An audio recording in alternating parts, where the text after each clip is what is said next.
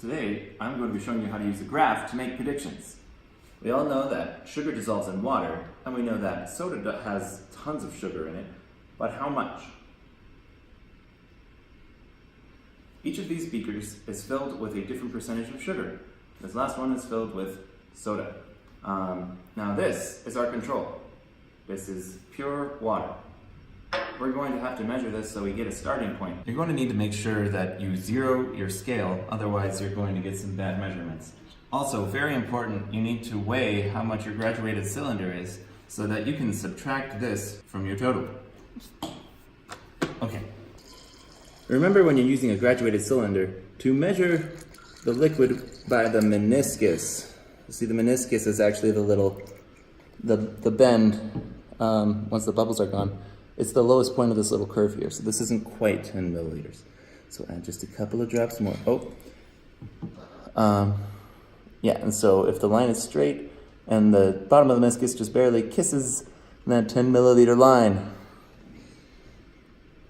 Now that's 10 milliliters. I'm gonna measure 10 milliliters of each of these samples, and then we're gonna graph them. So this is the pure water.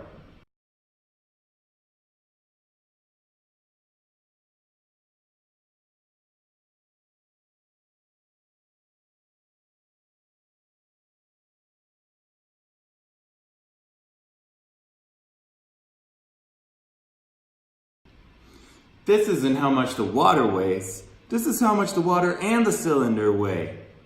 Get that cylinder weight off there. That's better. Cool, now we can do graphs. As always, we want to title our graph.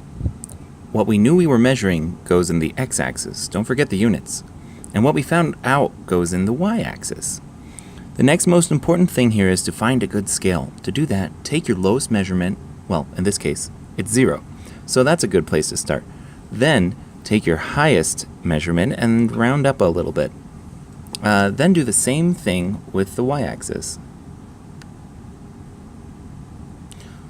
Alright, now we can kind of see that there's a linear relationship. So let's just draw a straight line and let that be a close fit. So it's a good estimate. It guesses these points pretty accurately. But the soda, look, we can look up how much the soda weighed on the y-axis and then use the line to see what the concentration is. So, we were really able to give a good guess of concentration of sugar in soda because we found a pattern using a graph. This is pretty much what scientists do. They look for patterns and see how they can use those patterns. Cool, huh? Well, thank you for being my friend. I'm so glad we could try science together.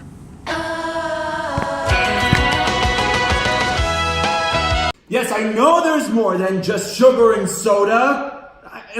We had to simplify it for the experiment. Oh, sorry. Thanks, bye.